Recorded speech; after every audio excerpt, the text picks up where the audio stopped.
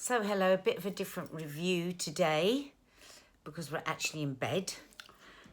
Because we have Not that kind of review. we have got so much on our schedule at the moment of all the things that we have to watch. Yeah. And we were behind with The Bodyguard. Yeah, we haven't even started Ozark, and that's kind of Yeah. like our personal favourite. So we've just done a catch up of all three First three Bodyguard. episodes. So we just thought we'd have a chat about Yeah. the general feeling around it, what we think of it, and then after Sunday we'll do We're gonna be doing them, individual yeah. reviews, detailed reviews of the Episode by episode. episode by episode. So roughly Episode just one. speaking, But can I just say- episode 1, I absolutely loved the opening. Yeah, I think I did. I was really scared. I thought the Nadia was brilliant. Yeah, Nadia, Oh, she was a Nadia little scene. bit... There've been moments like that where you've been in the loo, and I've been slightly frightened. You could just go. Yeah. Yeah, I mean, so I related to that. My only problem with it was I didn't believe that the SWAT squad around him would have Be lost that it. panicked. No, yeah. I thought they revealed I think their there's a hand lot too of much. artistic license in Yeah, this series, yeah. though. What There's I a did- lot of stuff that we just know wouldn't be the way it is. What I did like about that episode, that scene, and a number of the other episodes, is the number of strong women in positions of power. yeah. If you think they were Yeah, all women everywhere. in the SWAT squads, it was the head of police, Gina McKee, Yeah. Home Secretary, obviously, Yeah. and his other the other woman is looking after her at the same time. The other woman who talks Yeah. like that all the time. Yeah. Yeah, so she's more like Ray Winston, isn't she? Yeah, She's a bit yeah. annoying, actually, if you ask me. Anyway, I thought episode 1 was all right, but I got to the end of episode 1, and something about it irritated me. I wasn't convinced. What happened at the end? I tell you what I found annoying in episode 1. Can't remember The thing what that happened annoyed to me in episode 1 was that he was a bit like a Thunderbird's puppet. I just found him too monotone, too monosyllabic, too stiff. Now, I get that he's suffering from post-traumatic stress. I like that as a subplot. I like the idea that he's a sort of cracked vessel. But I just found him a bit too... if I hear him say, lavender moving, one more time... Oh, I quite like that. I know, yeah, well, after 36,000 times, though, I don't just want mind to go him. outside and move your lavender pot. Annoying. What happened right at the end then at episode 1 that you didn't like? Episode 1, girls, what was that? What happened at the end? I can't remember what happened at the end of episode 1. But you just remember you didn't like it. Well, no, but what was the big dramatic thing that happened in the first episode? There was a big moment, wasn't there? Hang on. More personal chat. Wasn't Can't there remember. What was the big dramatic thing that happened? I can't remember. Was it the opening scene? But anyway, so just generally, the first episode we thought started really well, but by the end of it, I was a bit, I'm not gonna, I don't really know if I'm gonna Well, I didn't- like this series. And in fact, the girls who were going what in I and was saying, out yeah. were saying, God, that looked like such rubbish. Yeah. So we can't say this. I went to work, been to Loose Women twice since it's been on, and all anybody's talking about is The Bodyguard. So I said, we've got to stick Do you with think it. a lot of people, when I mentioned it to Maddie, she said, is this like the Whitney Houston thing? Do you think a lot of people have got a bit sort of confused and think that there's got, I don't think people have got confused, but No, I no, think no. people like the idea of that kind of story. I think the Bodyguard film has got something to do with I do that, too. because everyone knows they're going to fall in love, they're going to have sex, they're going to have so it's quite a well. So do you think that would work for us if I was more narrative. protective of you? If I went around with a gun holster and I sort of opened doors and made sure things were clear before you walked into the bathroom? Do you think we'd be more closer Yeah, I'd like or that. intimate? You I'd would like- like that. Would you like me to do a survey of each room as Yeah. we walked in? I think there's something in it. It's I almost think we like, should do a sketch of that actually. Yeah, I think there's chivalry. I'm going to start going into rooms and surveying them. Whilst I wait at the door. Whilst you wait at the door, and then I'll come back to you and I'll say, lavender moving, Lavender moving. lavender moving. Lavender moving. Anyway. Lavender wanting a Yeah. cup of tea. That's it. Lavender needs a gin and tonic. Yeah. Lavender needs a bath run. Lavender needs Right, yeah. a foot Got it, massage. got it. Lavender needs a bacon Yeah. sandwich. Yeah, lavender in I the like drawer. this. Lavender in the drawer. I didn't buy into the whole idea that he sort of kind of wants some sort of revenge on her policies in Afghanistan. I don't know. Just Yeah, found it a as I bit- say, there's some really weak storylines and very dubious Yeah.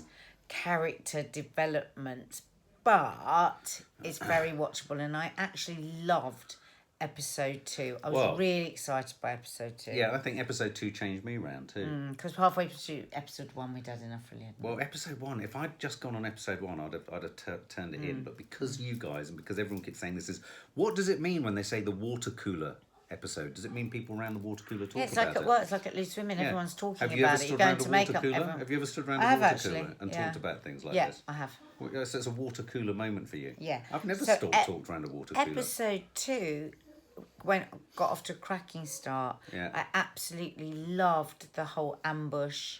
Oh, what, the school? I was absolutely... so the school. I forgot about the school. Yeah, What the ambush school are you was talking very about? scary. Talking about the ambush when the Home Secretary was shot at. Was that all the in the driver same was episode? That was episode 2. The driver was killed. Well, yeah, no, but earlier in it, you had the whole school thing, which introduced your favourite, Gina McKee. You like Gina McKee? I just really liked all of that. I thought that Gina McKee, I thought the police, people might not know who Gina McKee is. Yeah, head of the police. head of police. I liked all of that. I liked thought the it was really subplot. exciting when she was saying, okay, critical shot, critical shot. It was all really good. I do genuinely believe the tension between the police and the secret services. I do believe Well, that there'd I be an don't, because interdepartment. I just don't believe that the police deal with the terrorists. I believe that MI5 do. So Yeah, I but they find have a that very odd. counter-terrorist squad. They have actually, that is actually a department. So I can see how there would be vested interests and what have you. Anyway, I thought it was really excellently done, the scene where the truck was heading towards the school. And that chilling moment where that horrible man's face just smiled at him. And then he sets off the incendiary. Bosh. I actually screamed. Yeah, it was really good, that. I yelped in a sort of pathetic, non-Bodyguard-like way. And then, of course, the next really dramatic moment was when she was being shot at after her driver's been shot. Yeah, what was and going I on there? thought she and he played that absolutely brilliantly. Yeah. The terror every time the bullet hit. And I really like the way he held her hand and he was saying, you're doing really well, you're doing really well, you're doing really well. It wasn't patronising. Lavender, you're doing really well, Lavender. This is what I do. Let me do what I do. Yeah. It was really good. So all the women would have been swooning because he was So saving let me her ask life. you as a woman, why do you think a lot of people are going on about this because of him? Is it a poldark in a bodyguard suit thing going on? Yeah, but I think it's both of them. I think she's so good. She's so believable. She's so strong. And you want to know what the hell she's playing at. Well- Yes, we're seeing her vulnerability, but also remember all the way through that first episode, all the people that called her psychopaths. Sociopath. You know, and Sociopath. Gina McKee suggests, oh, this is what they do. I've seen it before. They make their PPOs fall in Yeah. love with them so that they'll do anything for them. So, Yeah. so we constantly got that. Oh God, is Yeah. it? Is she- What are they up to? Is he trying to kill her? Is she controlling him? Controlling him? She's got him on a string. You said she's got him on a leash at one point. Yeah.